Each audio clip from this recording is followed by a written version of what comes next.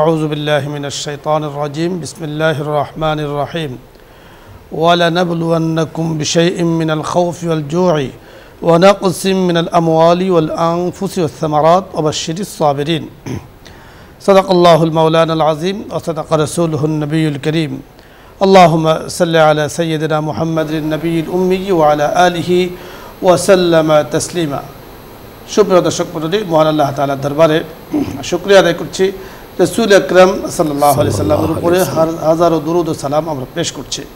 আল্লাহ রাব্বুল করিম আমাদেরকে তৌফিক দিয়েছেন আজকের এই সুন্দর আয়োজনে অংশগ্রহণ করার জন্য। শুকরিয়া ইয়া রাব্বি লাকাল হামদ ওয়া লাকাশ শুকর। আমরা আরও শুকরিয়া জ্ঞাপন করছি আল্লাহ রাব্বুল করিমের আমাদেরকে যে নিয়ামত দিয়েছেন, আল্লাহ পাক সুস্থতার নিয়ামত, সম্পদের নিয়ামত, সন্তানের নিয়ামত, হায়াতের মতো মহান নিয়ামত আল্লাহ তাআলা আমাদেরকে দিয়েছেন। তাই তামাম তারিফ তামাম শুকরিয়া একমাত্র আল্লাহ তাআলার জন্য। দর্শক মণ্ডলী, আজকে আমরা আলোচনা করব যে আল্লাহ পাক কাউকে নিয়ামত দিয়ে পরীক্ষা করেন, কাউকে মুসিবত দিয়ে পরীক্ষা করেন। এই পরীক্ষাটাও আল্লাহ পাকের পক্ষ থেকে নেয়ামা, শর্ত হলো সেটাকে পরীক্ষা হিসাবে নিয়ামত হিসাবে গ্রহণ করতে হবে। তাই আজকে এই বিষয় নিয়ে কথা বলবেন বিশিষ্ট ইসলামী চিন্তাবিদ মিডিয়া আলোচক, অত্যন্ত চমৎকার আলোচনা করে থাকেন শেখ মুফতি শব্বির আহমদ, উপাধ্যক্ষ নয়াটোলা মডেল কামিল মাদ্রাসা, মগবাজার, ঢাকা। আসসালামু আলাইকুম। ওয়ালাইকুম আসসালাম। জি শেখ, কেমন আছেন আপনি? আলহামদুলিল্লাহ। আজকে আপনার কাছে আমরা জানবো যে নেয়ামত এবং মুসিবত দুটি আল্লাহ পাকের পরীক্ষা, এবং পবিত্র কোরআনে হাকিমে যে আয়াতটা আমি তেলাওয়াত করেছি আপনি শুনতে পেয়েছেন যে আল্লাহ তাআলা কাউকে নেয়ামত দিয়েও পরীক্ষা করেন, কাউকে আল্লাহ তাআলা নেয়ামত না দিয়েও পরীক্ষা করেন। আপনার কাছে এই সম্পর্কে আমরা শুনবো। ইন্নাল হামদুলিল্লাহ ওয়াসসালাতু ওয়াসসালামু আলা রাসূলিল্লাহি ওয়া বা'দ। ফাআউযু বিল্লাহি মিনাশ শাইতানির রাজীম। বিসমিল্লাহির রহমানির রহিম। কুল লা ইউসিবানা ইল্লা মা কাতাবাল্লাহু লানা হুয়া মাওলানা ওয়া আলাল্লাহি ফালিয়াতাওয়াক্কালিল মুমিনুন। وجاء في الحديث عن أبي هريرة رضي الله تعالى عنه أنه قال قال رسول الله صلى الله عليه وسلم من يريد الله به خيرا يصب منه رواه البخاري أو كما قال النبي صلى الله عليه وسلم। আসলে মূলত এই দুনিয়াটা পরীক্ষা ক্ষেত্র, জন্য বলা হয় আর দুনিয়া দারুল ইমতিহান।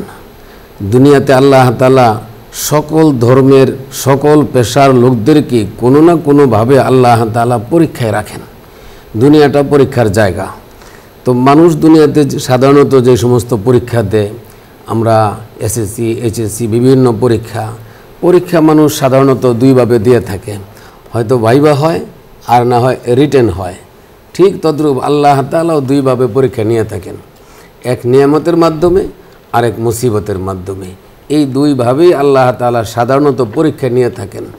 নিয়ামতের পরীক্ষা, নিয়ামতও আল্লাহ তাআলা অসংখ্য অগণিত আমাদেরকে দান করেছেন।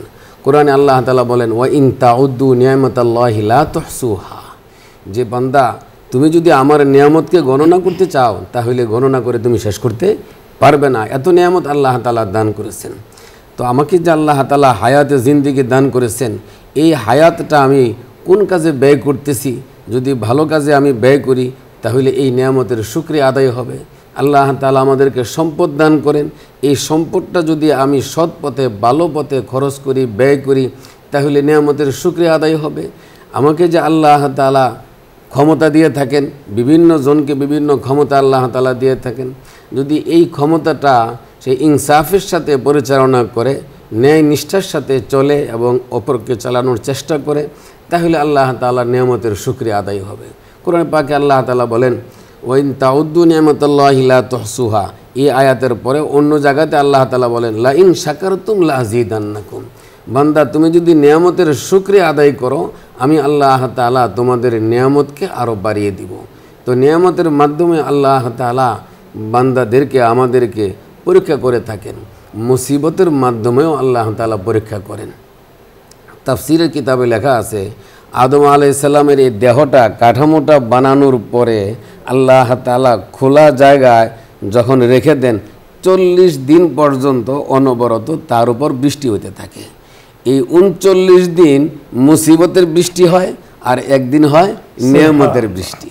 তাই এই জন্য মানুষের দুনিয়াতে নিয়ামতের পরিমাণ কম থাকে, তার সময়কালের মাঝে মুসিবতের সংখ্যা বেশি থাকে। মানুষের মুসিবত একের পর এক আসতেই থাকে, আবার আল্লাহ তাআলা মুসিবত দূর করে দেন। তো এই মুসিবতেরও বিভিন্ন কারণ থাকে। মানুষের পাপের কারণে আল্লাহ তাআলা মুসিবত দেন, তার মর্যাদা বুলন্দ করার জন্য আল্লাহ তাআলা তাকে মুসিবত দান করেন।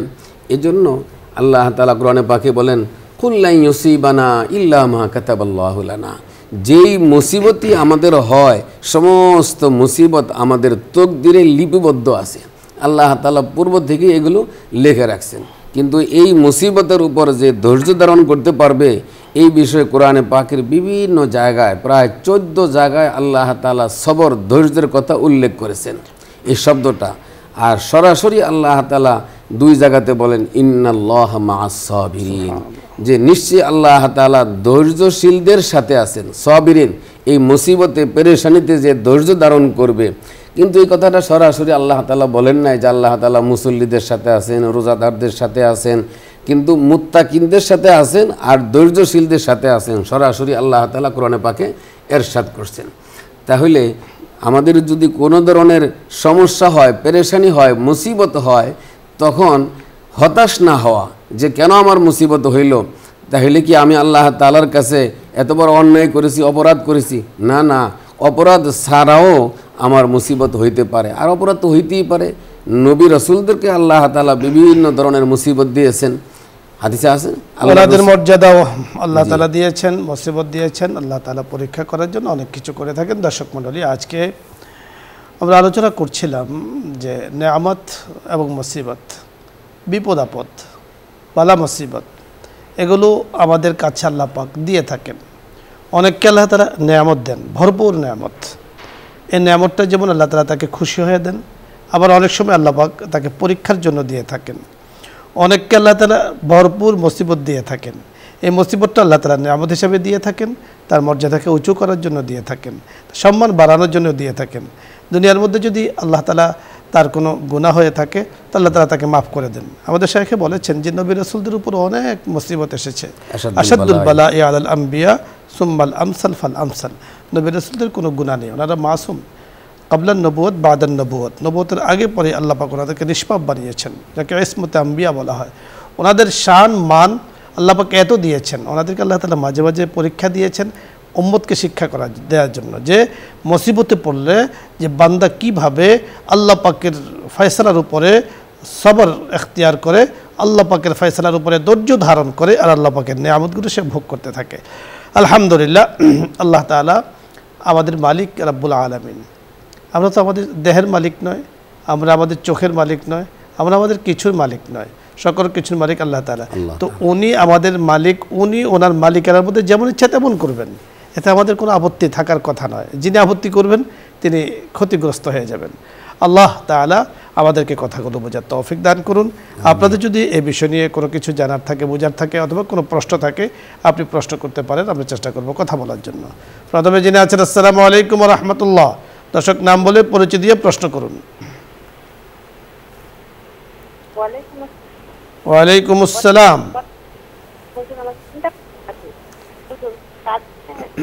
শোনা যাচ্ছে না একদম, একটু জোরে বলতে হবে।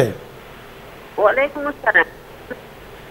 আমার চিন্তা করছে কাজে দেখি টাকা দেখি, তার বাসায় আবার কাজে পরের দর্শক, আসসালামু আলাইকুম ওয়া রাহমাতুল্লাহ। আসসালামু আলাইকুম। জি, প্রশ্ন করুন। আমি চট্টগ্রাম থেকে বলতেছি। বলুন।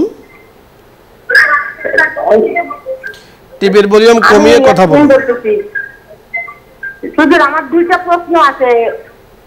বলুন প্রশ্ন। এটা হচ্ছে সালাতুল হাজাতের নামাজ কোন টাইমে পড়লে সবচেয়ে বেশি ভালো, আর আয়াতুল কুরসি কি আপনার নফল ইবাদতের পরে পড়া যায়? জি, সব সময় পড়া যায়। ধন্যবাদ। আপনি শুনতে থাকুন। চট্টগ্রাম থেকে আপনি প্রশ্ন করেছেন সালাতুল হাজাতের নামাজ আসলে কোন সময় পড়াটা উত্তম? সালাতুল হাজাত, এটা যখনই কোনো হাজত হয়, প্রয়োজন হয়, সমস্যা হয়, তখনই পড়া যায়। তবে যে মাকরু বা নিষিদ্ধ সময় আছে, ওই সময় 3 সময় পড়া যায় না। বিশেষ করে ফজরের নামাজের যখন সময়টা হবে, এর থেকে একেবারে সূর্য ওঠা পর্যন্ত, ঠিক দুপুরবেলায়, আর আসরের ওক্ত হওয়া থেকে আরম্ভ করে মাগরিব পর্যন্ত এই সময়ের মাঝে সালাতুল হাজাত পড়বে না। এই সময় সারা সকালে 7টা 8টায় পড়তে পারে, জোহরের পরে পড়তে পারে, যে কোনো সময় আপনি যে কোনো সময় পড়া, কোনো সমস্যা নেই। আয়াতুল কুরসি নিয়ে আপনি প্রশ্ন করেছেন, আয়াতুল কুরসি যে কোনো সময় পড়তে পারে। ওই যে 3 সময়ের কথা আমরা বলেছি, 3 সময় নামাজ পড়া যাবে না, তেলাওয়াত করা যাবে। আয়াতুল কুরসি তেলাওয়াত করতে কোনো সমস্যা নেই। পরের দর্শক, আসসালামু আলাইকুম। ওয়ালাইকুম আসসালাম। জি, আমি একটা প্রশ্ন নিয়ে ফোন। বলুন। আমি খাইবা বর্তমানে মানুষের বাড়ি কাজ করে, আমার দুটা সন্তান আছে, একটা সন্তান আমি বিয়ার সাথে আসতেছি না, কিছুই করতে পারতেছি না, এক কথা। আর ছোট মেয়েরা আমি ভর্তি করার জন্য 3-4 বার আমি মাদ্রাসা ভর্তি করলাম, তেমন সে মাদ্রাসা আপনার কথা আমরা স্পষ্ট বুঝতে পারিনি, যতটুকু বুঝতে পেরেছি আপনার সন্তানকে আপনি হয়তো মাদ্রাসায় দিতে চান, তো বয়স হয়ে গেলে তো মাদ্রাসায় দিতেই হবে, শিক্ষা প্রতিষ্ঠানে ভর্তি করাতে হবে। তো সেক্ষেত্রে আপনি যদি ভর্তির কোনো চেষ্টা করে থাকেন সেটা আলহামদুলিল্লাহ, খোঁজ খবর নিয়ে যেখানে ভালো পড়াশোনা হয় সেখানে কিন্তু আপনাকে ভর্তি করাতে হবে। আর মাদ্রাসায় ভর্তি করানোর প্রাথমিক পর্যায়ে প্রথমে তাকে যেখানে মক্তব আছে, তারপরে নুরানি আছে, সেখানে আপনি তাকে ভর্তি করাবেন। দেখে শুনে আলোচনা করে, আমরা তো এখান থেকে বলতে পারবো না, আপনার বাসা যেখানে আপনি অবস্থান করছেন আশেপাশে নুরানি সিস্টেম আশা করছি আছে, বাংলাদেশের প্রত্যন্ত অঞ্চলে নুরানি খাদমত চলছে, আশা করছি আপনি পেয়ে যাবেন। তবে খোঁজ খবর নিয়ে সেখানে আপনি ভর্তি করাবেন। পরের দর্শক, আসসালামু আলাইকুম রহমতুল্লাহ। ওয়ালাইকুম আসসালাম রাহমাতুল্লাহ রাহমাতুল্লাহ। তোমার এখানে কি জুলাই দিন বল? জি, প্রশ্ন করুন। প্রশ্ন হচ্ছে যেরকম যেমন মহিলারা, পুরুষ মানুষ হচ্ছে কি একজনা তালাক দিয়ে বিয়ে করতে পারে, আবার মহিলারা কি ইচ্ছা করলে এরকম হট করে। পরের দর্শক, জি আসসালামু আলাইকুম।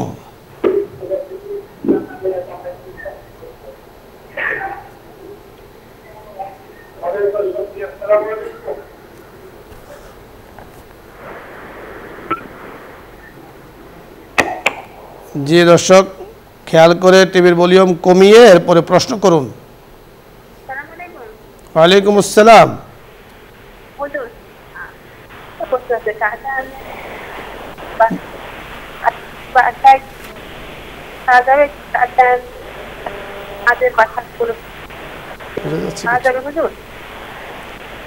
জি বোন, আপনি তো বারবার চেষ্টা করছেন, আমরাও আপনার কথাগুলো শোনার জন্য চেষ্টা করছি, কিন্তু বোঝা যাচ্ছে না। যে আপনি মনে কষ্ট নেবেন না, আমরা চেষ্টা করব ইনশাআল্লাহ আপনার প্রশ্ন উত্তর নিয়ে কথা বলার জন্য, তবে আরেকবার আপনাকে চেষ্টা করতে হবে। পরের দর্শক, আসসালামু আলাইকুম।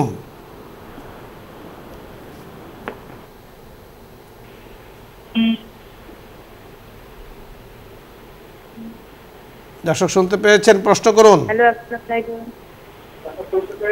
জি বলুন। এটা কি নিউজ 24? জি, নিউজ 24। আমি প্রশ্ন করব। বলুন, প্রশ্ন বলুন। এই যে নামাজের সময় আত্তাহিয়াত পড়ার সময় যে মানুষের যে হাতের আঙ্গুল উঠায়, এটা কি উঠানি লাগবে না না উঠাইলে কোনো সমস্যা? জি, আমরা আপনাকে জানিয়ে দিচ্ছি উঠানি লাগবে কিনা। প্রশ্ন, যে অনেকেই বলে যে আরেকটা প্রশ্ন। জি বলুন। এই যে বেতের নামাজ কাজা হইলে 4 রাকাত করতে হবে, তাহলে 4 রাকাত করতে গেলে আমরা কিভাবে নিয়ত করব? আর ধন্যবাদ। 4 রাকাতের কোনো সিস্টেম তো আমাদের জানা নেই। দুটো প্রশ্ন আপনি করেছেন আমাদেরকে, আমরা কথা বলছি। আত্তাহিয়াতুস সময় আশহাদু আল্লা ইলাহা ইল্লাল্লাহ, তো এটা ওঠানো কতটুকু প্রয়োজন শেখ আপনার কাছে শুনবো। আলহামদুলিল্লাহ, এটা কোনো ফরজ, ওয়াজিব বা সুন্নতে মুআক্কাদা জরুরি না। এখানে মূলত কথাটা হলো লা ইলাহা, আমি যে মুখে বলতেছি যে আল্লাহ ছাড়া আর কোনো ইলাহ নাই, যে প্রথম যে নাই শব্দটা বলতেছি, ওই মুহূর্তটার মাঝে আমি মুখে যেমন বলতেছি, আঙ্গুল দিয়েও আমি এটা বুঝাইতেছি যে হ্যাঁ আল্লাহ ছাড়া আর কেউ নাই, লা মানে নাই। এরপরে যখন ইল্লাল্লাহ বলবো যে হ্যাঁ একমাত্র আল্লাহ, তখন আঙ্গুলটাকে নিচু করা। তাই এইটা সময় এটা করা উত্তম, কিন্তু এটা ফরজ ওয়াজিব জরুরি না। জরুরি নয়। আপনার কাছে এটা বেজাল মনে হয়, সমস্যা মনে হয়, তাহলে আপনার না উঠাইলেও কোনো অসুবিধা নাই, নামাজের কোনো সমস্যা নেই। বেতরের নামাজ কাজা হলে 4 রাকাত পড়তে হয়, আপনি বলেছেন, আমরা নয়, আপনি বলেছেন। তো এই ধরনের কোনো রিওয়ায়াত, এই ধরনের ফরজ নামাজ, যেই নামাজ 2 রাকাত তার কাজা 2 রাকাত, যেই নামাজ 4 রাকাত তার কাজাও 4 রাকাত, মাগরিবের নামাজ 3 রাকাত তার কাজাও 3 রাকাত, ঠিক তদ্রূপ বেতরের নামাজটা হলো ওয়াজিব। এই নামাজটা যেভাবে কাজা হয়েছে ঠিক সেইভাবে এটা পড়তে হবে পরবর্তী। আমরা আপনাকে একদম সুস্পষ্টভাবে আপনাকে বলতে চাই, এবং এই কথাটা যারা বলেন, যারা শুনেছেন যে নামাজ ভিতরের কাজা হয়ে গেলে 4 রাকাত পড়তে হবে, এটা একেবারে সরাসর গলত এবং ভুল, এতে কোনো সন্দেহ নাই। এবং আমরা একই সাথে দায়িত্বে নিয়ে বলছি, যতটুকু কাজা হবে অতটুকু আপনি আদায় করবেন। যেভাবে আপনি ফরজটা আদায় করেন, ওয়াজিবটা আদায় করেন, বেতরটা আদায় করেন, ঠিক কাজাটা এইভাবে আদায় করবেন, একই নিয়মে আদায় করবেন। ওখানে আদা ছিল, এখানে কাজা, এতটুকু বেশ কম, আর কোনো সমস্যা নেই, আর কোনো পার্থক্য নেই। পরের দর্শক, আসসালামু আলাইকুম রহমতুল্লাহ। আসসালামু আলাইকুম। ওয়ালাইকুম আসসালাম।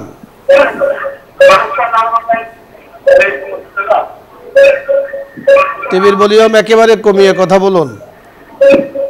হ্যাঁ, আমি একটা কথা বলতেছি। বলুন। আমার দেবরে 9 বছর ধরে আমাদেরকে হুমকি দিচ্ছে, আর আমার জামাই 15 বছর 16 বছর ধরে ঘরে সবকিছু চলছে, বুঝতে পেরেছি, ঘরে সবকিছু চালাইছে।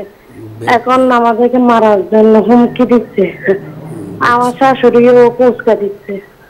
ধন্যবাদ, আমরা কিছুটা বুঝতে পেরেছি, আমরা কথা বলছি, বুঝতে পেরেছেন কিছুটা। যে ওনার দেবর ওনার স্বামীকে হুমকি দিতেছে যে তাকে মেরে ফেলবে। এখন উনি কি করতে পারেন? এখন যারা মুরব্বী আছেন তাদের সাথে পরামর্শ করতে পারে, বাড়িতে এলাকার মেম্বার, চেয়ারম্যান যারা দায়িত্বশীল আছে তাদের সাথে পরামর্শ করতে পারেন, সর্বোচ্চ থানাতে জিডি করে রাখতে পারেন। না, অবশ্যই আইনের আশ্রয় নিতে হবে। এই ধরনের কোনো কিছু করে থাকলে, কেন সে আল্লাহ পাক সারা দুনিয়াটাকে বানিয়েছেন নিরাপদ।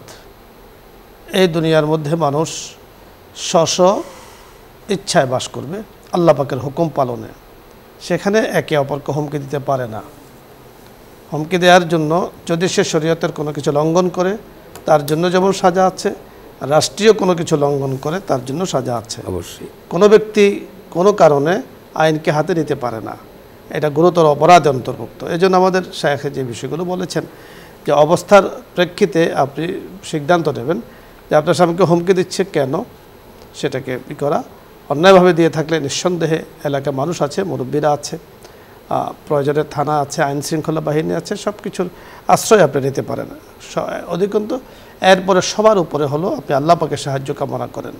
ইয়া মুসাররিফ আল কুলুব সাররিফ কুলুবানা আলা তাআতিক। আল্লাহ পাককে বলেন আল্লাহ তাকে হেদায়েত দান করেন, তাকে বুঝ দান করেন। আল্লাহ তাআলার কাছে বলেন, আল্লাহ পাক একেবারে মুহূর্তের মধ্যে কিন্তু আল্লাহ তাআলা তার মনকে ঘুরিয়ে দিলে কিছুই হবে না। আল্লাহ তাআলা চাক হুমকির জায়গাতে মহাব্বত হয়তো তৈরি হয়ে যেতে পারে। তো এই জন্য আপনি এই চেষ্টা করতে থাকুন। আরেকটি আমল আপনি করতে পারেন, আমাদের বুজুর্গানে দিন বলেন যে আপনি বিসমিল্লাহির রহমানির রহিম পড়ে কোরআনে কারীমের আয়াত ইন্না কাফাইনা কাল মুস্তাহজিইন, একটা আয়াত আছে ইন্না কাফাইনা কাল মুস্তাহজিইন, এই আয়াতটা আপনি পড়তে পারেন। চাইলে আপনি লিখে নিতে পারেন ইন্না কাফাইনা কাল মুস্তাহজিইন। আপনি চাইলে এই দোয়াটা প্রতিদিন পড়ুন, আল্লাহ তাআলার কাছে দোয়া করুন, আল্লাহ তাআলা ইনশাআল্লাহ সমস্যার সমাধান করে দেবেন। পরের দর্শক, আসসালামু আলাইকুম রহমতুল্লাহ। জি, প্রশ্ন করুন। জি, প্রথম প্রশ্ন হচ্ছে, আমার ছোট বোন 30 বছরের বয়স ছিল, সে 8 বছর কিডনিতে অসুস্থতা এরকম মারা গেছে। কয়েকদিন আগে আমি অসুস্থ ছিলাম, দুপুরের দিকে ঘুমাইছিলাম, হঠাৎ করে স্বপ্নে আমার বোন এসে আমাকে বলছিল অনেকদিন ভাত খাই, আমাকে কোয়াক্তল কিনে দেয়, দিন 10 কেজি আমি খাবো। আমি স্বপ্নে বলতেছিলাম যে চারটা 5 কেজি দিয়ে, ওই কথা বলার সাথে সাথে ঘুম ভেঙে গেছে। সেক্ষেত্রে আমি কি করব? আর একটা প্রশ্ন হচ্ছে, আমার ছেলে গত 2 দিন বা গত রাত্রেই হঠাৎ স্বপ্ন থেকে উঠে সে চোখ লাল করে বড় বড় চোখে তাকে বাথরুম থেকে আসি, সে চিল্লাচ্ছে যে দুনিয়া উল্টে গেল, দুনিয়াটা ভাঙে গেল, পৃথিবীতে আমার মাথায় পড়েছে, ছিল করতে ভয় পাচ্ছিল। ধন্যবাদ। জি জি, আমরা বুঝতে পেরেছি স্বপ্নের ব্যাখ্যা আপনি জানতে চেয়েছেন। প্রথমত যে বিষয়টি আপনি জানতে চেয়েছেন যে আপনার ছোট বোনকে আপনি স্বপ্নে দেখেছেন, ছোট বোন ইন্তেকাল করেছেন, আপনার কাছে কিছু চেয়েছে। তো শেখ, এটার সমাধান আমরা তো আসলে প্রথমত হলো স্বপ্নের ব্যাখ্যা নিয়ে আমরা এখানে কথা বলি না। তারপরেও যেহেতু আপনি বলেই ফেলেছেন, এটার ব্যাখ্যা শেখ আপনার কাছে আমরা খুব সংক্ষিপ্তভাবে শুনব। এটার হইল, যদি স্বপ্নে কেউ চায় যে মৃত ব্যক্তি, তাহলে বুঝতে হবে যে তার সেখানে কিছু নেকি পৌঁছানোর প্রয়োজন, সদকায়ে জারিয়া, ইসালে সব। এই জন্য তা কিছু গরিব মিসকিন তাদেরকে যদি আপনার খাওয়ানোর সাধ্য থাকে তাদেরকে খাওয়াইতে পারেন, তার জন্য কিছু দান করতে পারেন। দান খয়রাত করা এক কথা আমরা বুঝতে পেরেছি। দান খয়রাত করা, আপনি নামাজ পড়ে দরুদ শরীফ পড়ে কবর জিয়ারত করে তার জন্য দোয়া করবেন। আপনার ছেলে যে স্বপ্ন দেখেছে দুনিয়াটা তার উপরে ভেঙে পড়ছে, আসলে এটা অনেক সময় বয়সের কারণে অনেক কিছু হয়ে থাকে, তো এটার খুব একটা বাস্তবতা আছে বলে আমরা খুব মনে করি না। অনেক সময় মোবাইলের থেকে দেখলে এই ধরনের কিছু হয়ে থাকে, যা কল্পনার থেকে অনেক সময় হয়ে থাকে। তবে সতর্ক থাকতে হবে, তাকে বলেন বেশি বেশি ইবাদত করতে, আমলকে ঠিক করতে, ইনশাআল্লাহ ঠিক হয়ে যাবে সব। শেখ, ধন্যবাদ আপনাকে। দর্শক মণ্ডলী, আপনাদের সকলকে আজকের এই সুন্দর আয়োজনে অংশগ্রহণ করেছেন, অনুষ্ঠান দেখেছেন, আপনাদের প্রশ্ন উত্তর নিয়ে কথা বলেছি। অনেকের প্রশ্ন উত্তর নিয়ে আমরা কথা বলতে পারিনি, হয়তো বা নেটওয়ার্কের কোনো সমস্যা থাকতে পারে। তবে যেহেতু প্রতিদিনের আয়োজন, প্রাত্যহিক আয়োজন, ইনশাআল্লাহ সামনে প্রশ্নগুলো নিয়ে প্রশ্ন করবেন, আমরা কথা বলবো।